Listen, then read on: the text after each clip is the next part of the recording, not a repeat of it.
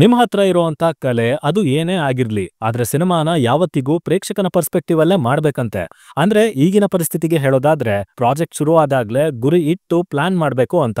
Because miss ಆದ್ರೆ at least ಅಕ್ಕಪಕ್ಕ ಆದ್ರೂನು ಹತ್ರದಲ್ಲೇ ಬೀಳತ್ತೆ, ಡಿಸಪಾಯಿಂಟ್ಮೆಂಟ್ ಕಮ್ಮಿ ಆಗತ್ತೆ. ಸೊ ಅದೇ ರೀತಿ ಹೋದ ವರ್ಷ ಅಕ್ಟೋಬರ್ನಲ್ಲಿ ಅನೌನ್ಸ್ ಆದಂತ ಈ ಸಿನಿಮಾ ಜೂನ್ 6ಕ್ಕೆ ಬರ್ಲೇಬೇಕು ಅನ್ನೋ ತರ ಟಾರ್ಗೆಟ್ ಹಾಕೊಂಡಿದ್ರು. ಬಟ್ ಪರವಾಗಿಲ್ಲ, ಹೆಚ್ಚು ತಡ ಮಾಡ್ದೇನೆ ಫೈನಲಿ ಅಂತೂ ಇಂತೂ 18ಕ್ಕೆ ಬರ್ತಾ ಇದ್ದಾರೆ. ಇನ್ನು ಇದಕ್ಕೆ ಅಂತ ಸಿನಿಮಾದ ಟ್ರೈಲರ್ನ ಕೂಡ ಇವತ್ತೇ ರಿಲೀಸ್ ಮಾಡಿದ್ದಾರೆ. ಸೊ ಬನ್ನಿ ಅದ್ರ ಬಗ್ಗೆ ಡೀಟೇಲ್ಡ್ ಆಗಿ ಮಾತಾಡ್ಕೊಂಡು ಬರೋಣ. ಬಟ್ ಅದಕ್ಕೂ ಮುಂಚೆ ಚಾನಲ್ಗೆ ಹೊಸಬ್ರಾಗಿದ್ರೆ ಸಬ್ಸ್ಕ್ರೈಬ್ ಮಾಡ್ಕೊಳ್ಳಿ. ಅಂಡ್ ವಿಡಿಯೋ ಇಷ್ಟ ಆಯ್ತು ಅಂದ್ರೆ ಡೆಫಿನೆಟ್ಲಿ ಒಂದು ಲೈಕ್ ಕೊಟ್ಟು ಕಂಟಿನ್ಯೂ ಮಾಡಿ. 2000 ಲೈಕ್ಸ್ ಎಕ್ಸ್ಪೆಕ್ಟ್ ಮಾಡ್ತಾ ಇದ್ದೀನಿ, ನೋಡೋಣ ಏನ್ ಮಾಡ್ತೀರಾ ಅಂತ.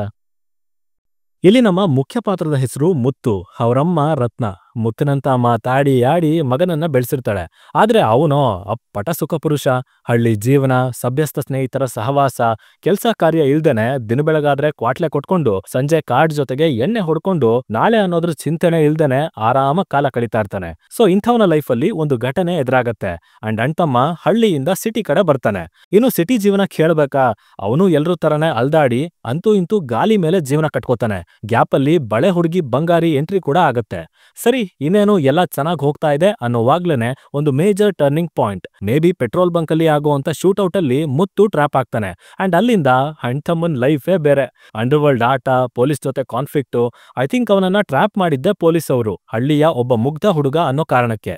ಸೊ ಈ ರೈವಲ್ರಿ ಎಲ್ಲಿವರೆಗೂ ಹೋಗತ್ತೆ. ಮಗುವಿನಂತ ಹುಡುಗ ಕಾಡಿನಂತ ಸಿಟಿ ಒಳಗೆ ಅದೆಂಥ ಮೃಗ ಆಗ್ತಾನೆ. ಆ ಜರ್ನಿ ಹೇಗಿರತ್ತೆ, ಪ್ರಾಸೆಸ್ ಹೇಗಿರುತ್ತೆ, ಟ್ರಾನ್ಸ್ಫಾರ್ಮೇಶನ್ ಯಾವ ಕಾರಣಕ್ಕೆ ಆಗತ್ತೆ ಅನ್ನೋದನ್ನ ನಾವು ಸಿನಿಮಾದಲ್ಲೇ ನೋಡಿ ತಿಳ್ಕೋಬೇಕು. ಆಕ್ಚುಲಿ ಇದನ್ನೇ ನಾವು ಒಳ್ಳೆ ಟ್ರೈಲರ್ ಕಟ್ ಅಂತ ಹೇಳೋದು. ಕಥೆ ಏನು, ವಿಷಯ ಏನು ಅದನ್ನ ಜಾಸ್ತಿ ಹೈಡ್ ಎಲ್ಲ ಮಾಡಬಾರ್ದು, ಹೇಳ್ಬಿಡ್ಬೇಕು. ಬಟ್ ಹೇಗಾಗತ್ತೆ ಅನ್ನೋ ಪಾಯಿಂಟ್ ಇದೆಯಲ್ಲ, ಆ ಕ್ವೆಶ್ಚನ್ ಇದೆಯಲ್ಲ, ಆ ಹುಳನ ಪ್ರೇಕ್ಷಕರ ತಲೆ ಒಳಗೆ ಬಿಟ್ಟು ಟ್ರೀಟ್ಮೆಂಟ್ ಇಂದಾನೆ ಸಿನಿಮಾನ ಕಟ್ಟಬೇಕು. ಅದನ್ನ ತಿಳ್ಕೊಳ್ಳೋದಕ್ಕೆ ಜನ ಎಕ್ಸೈಟ್ ಆಗಿ ಒಳಗಡೆ ಬರ್ಬೇಕು. ಸೊ ಆ ಕೆಲ್ಸನ ಟ್ರೈಲರ್ ಡೆಫಿನೆಟ್ಲಿ ಮಾಡಿದೆ, ಒಂದೊಳ್ಳೆ ಸ್ಟ್ರಕ್ಚರ್ ಅನ್ನ ಕೊಟ್ಟಿದ್ದಾರೆ. ಇನ್ನು ಸಿನಿಮಾದಲ್ಲಿ ಸಾಕಷ್ಟು ರಾ ಎಲಿಮೆಂಟ್ ಗಳಿದ್ದಾವೆ, ಡೈಲಾಗ್ಸ್ ಗಳಿದೆ, ಸಬ್ಸ್ಟೆನ್ಸ್ ಗಳನ್ನ ಇಟ್ಟಿದ್ದಾರೆ. ಹಾಗೆ ಅವೆಲ್ಲದನ್ನ ಆದಷ್ಟು ಕಮರ್ಷಿಯಲ್ ಟೆಂಪ್ಲೇಟ್ ಒಳಗೆ ಬ್ಲೆಂಡ್ ಮಾಡಿರೋ ರೀತಿ ತೋರಿಸಿದ್ದಾರೆ. ಒಂದ್ ಕಡೆ ಯುವರಾಜ್ ಕುಮಾರ್ ಅವರು, ಅವರಿಗೆ ಒಂದು ಸ್ಟ್ರಾಂಗ್ ಸಿನಿಮಾ ಅಂತೂ ಬೇಕಾಗಿದೆ ಒಬ್ಬ ಕಮರ್ಷಿಯಲ್ ಹೀರೋ ಆಗಿ ಎಸ್ಟಾಬ್ಲಿಷ್ ಆಗೋದಕ್ಕೆ. ಅಂಡ್ ಇನ್ನೊಂದು ಕಡೆ ರೋಹಿತ್ ಪದಕಿ ಅವರು ಮಾಡಿರೋದು ಒಂದೇ ಸಿನಿಮಾ, ಬಟ್ ಸ್ಟಿಲ್ ಅವರ ವರ್ಕ್ ಎಫಿಷಿಯನ್ಸಿಯಿಂದ ನಾನಂತೂ ಹೆವಿ ಇಂಪ್ರೆಸ್ ಆಗಿದ್ದೀನಿ. ಸ್ಪೆಷಲಿ ಆ ರೈಟಿಂಗ್. ಅವನಜ್ಜಿ ರಾ ಅನ್ನೋದನ್ನ ಇಷ್ಟೊಂದೆಲ್ಲ ಸಲೀಸಾಗಿ ಇವರಿಗಿಂತ ಇನ್ಯಾರು ಇಳಿಸೋದಕ್ಕೂ ಆಗಲ್ಲ ಅಂತ ಅನ್ಸುತ್ತೆ. ಬಟ್ ನೋಡ್ಬೇಕು ಯುವ ಅವರ ಸಿನಿಮಾದಲ್ಲಿ ಅದನ್ನ ಯಾವ ಪ್ರಮಾಣದಲ್ಲಿ ಅಳೆದು ತೂಗಿ ಸೇರ್ಸಿರ್ತಾರೆ ಅಂತ.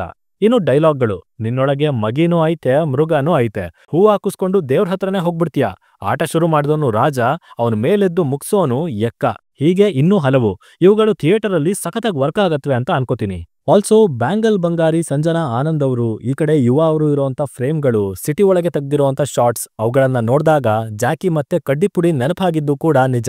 ಇವನ್ ಆ ಟೋನ್, ಕಲರ್ ಗ್ರೇಡಿಂಗ್ ಅದರಿಂದನೂ ರಾನೆಸ್ ಅನ್ನ ತುಂಬೋದಕ್ಕೆ ನೋಡಿದ್ದಾರೆ. ಹಾಗೆ ಅದು ಒಳ್ಳೆ ರೀತಿಯಲ್ಲೇ ಕಾಣ್ತಾ ಇದೆ. ಇನ್ನು ಮ್ಯೂಸಿಷಿಯನ್ ನಮ್ಮ ಚರಣ್ ರಾಜ್ ಅವರು, ಸಿನಿಮಾದ ಜೀವಾಳ ಅಂದ್ರೂ ತಪ್ಪಾಗಲ್ಲ. ಹೊಡೆದಿರೋ ಬೀಟ್, ಕೊಟ್ಟಿರೋ ಟ್ರ್ಯಾಕ್ ಇನ್ನೂ ತಲೆಲ್ ಗುನುಗ್ತಾನೆ ಇದೆ. ಅಂಡ್ ಕೇಳೋದಕ್ಕೆ ಇನ್ನೂ ಬಾಕಿ ಇದೆ. ಮೇನ್ಲಿ ಸಿನಿಮಾದ BGM ಇಂಥ ಫ್ಲೇವರ್ನ ಡೆಲಿವರ್ ಮಾಡೋದ್ರಲ್ಲಿ ಆಲ್ರೆಡಿ ಮಿಸ್ಟರ್ ಚರಣ್ ರಾಜ್ ಅವರು ಪಂಟ್ರಾಗಿದ್ದಾರೆ. ಸೊ ನೋಡುವ, ಅವ್ರ ಮೇಲೆ ಎಕ್ಸ್ಪೆಕ್ಟೇಷನ್ಸ್ ಅಂತೂ ಇದೆ, ಅದಕ್ಕೆ ತಕ್ಕ ಹಾಗೆ ಸೀಕ್ವೆನ್ಸ್ ಅನ್ನ ಎಲಿವೇಟ್ ಮಾಡ್ತಾರಾ ಅಂತ.